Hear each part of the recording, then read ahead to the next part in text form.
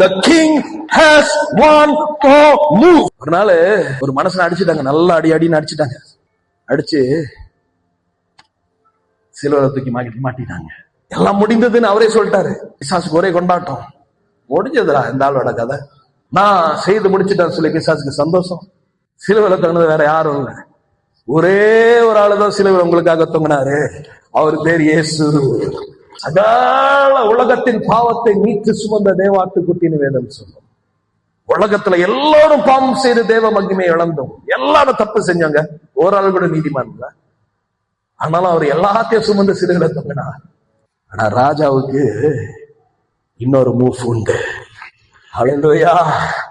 The king has one more move. சிலுவையில தொங்கிட்டு சொன்னார், ஆண்டவரே மன்னிங்க, ஆண்டவரே அங்க தெரியாம செய்றாங்க, மன்னிச்சிருங்க ஆண்டவரே. 3 நாள் காணோம். உலகம், வானம், பூமி எல்லாம் சோகமா இருந்தது. They killed him. He did so much of miracle, but they have killed him. அது யாருக்கும் தெரியல, பிசாசுக்கும் தெரியல, மனுஷனுக்கும் தெரியல. The king has one more move. What happened? 3வது நாள், third day, காலையில early in the morning, கல்லு நவந்தது. உயிரோடு இருப்பவர் அவர் உயிரோடு எழுந்தார் என்று சொன்னார். Whatever is messing your life, that is alive.